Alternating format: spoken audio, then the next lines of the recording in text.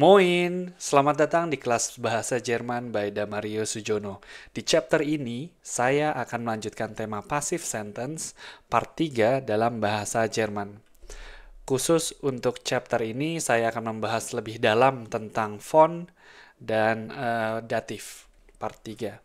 Nama saya Damario Sujono, saya sudah sejak 2017 belajar di Jerman dan sekarang bekerja full time di daerah Stuttgart.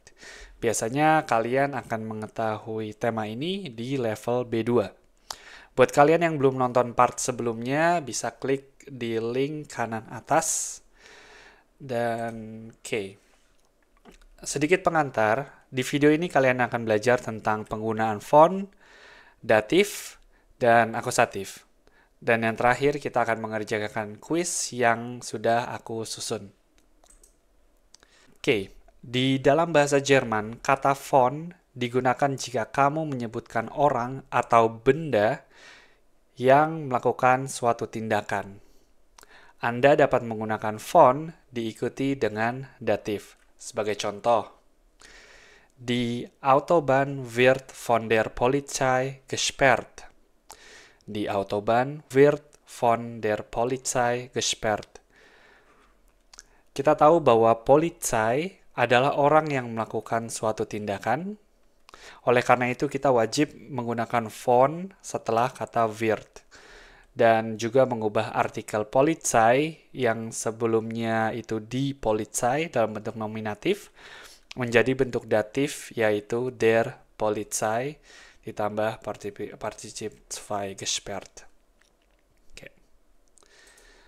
Untuk lebih memahami perubahan kata di masing-masing kasus nominatif, akusatif, dan datif, aku sudah menyiapkan satu table yang menurut aku sangat bermanfaat dan sangat penting dalam menentukan perubahan artikel dari masing-masing kasus, yaitu nominatif, akusatif, datif, dan genitif. Spesifik untuk episode ini, kita bisa fokus ke datif.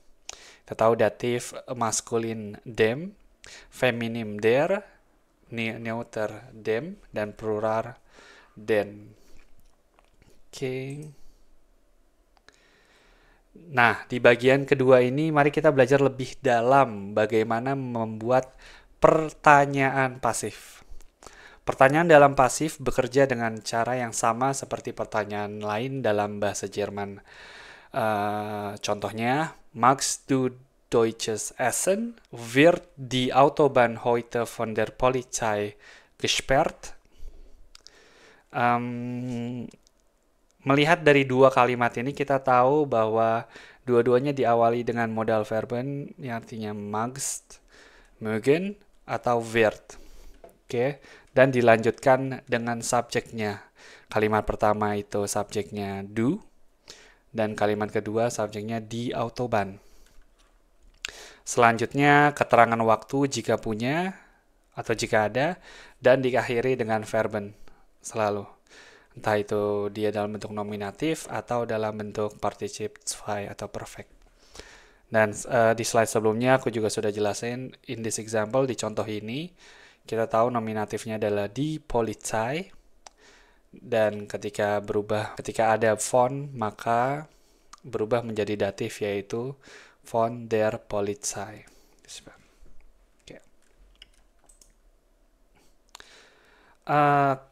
Dan menambahkan dari poin sebelumnya, jika agennya bukan makhluk hidup, maka dinyatakan dengan durch plus akusatif.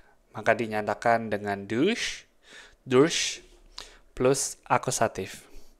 Sebagai contohnya kita punya kalimat aktif, der Sturm hat das Haus zerstört.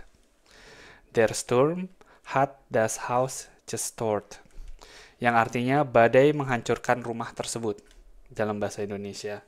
Nah, kalimat tersebut merupakan kalimat perfect karena kita tahu kita punya hat dan Partizip 2 gestört.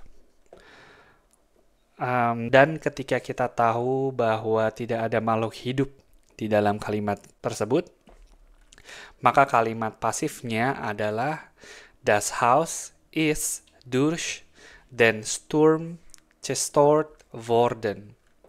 Das Haus ist durch den Sturm zerstört worden. Hat berubah menjadi ist plus durch dan diakhiri dengan particip 2 dan worden. Oke. Ciri-ciri pasif. Oke. Dan di bagian akhir ini saya sudah menyiapkan 4 kalimat yang tidak sempurna. Tugas kamu adalah untuk menentukan apakah kata yang tepat untuk mengisi square bracket di kalimat tersebut. Tulis jawaban kamu di komentar, dan nanti aku akan review jawaban kalian. Kalau kalian punya pertanyaan juga bisa tulis di kolom komentar. Di sini ada 4 pertanyaan. Aku kasih hint-nya dalam bentuk bahasa Inggris di bawahnya, jadi itu mungkin bisa membantu kalian untuk mengisi pertanyaan tersebut. Oke. Nah, itu dia teman-teman, apa itu kalimat pasif dengan font dan apa itu ciri-ciri font dalam bahasa Jerman, dan juga sedikit mention tentang datif. Terima kasih sudah menonton dan sampai jumpa di kelas selanjutnya. Vielen Dank and bis zum nächsten Mal. Tschüss!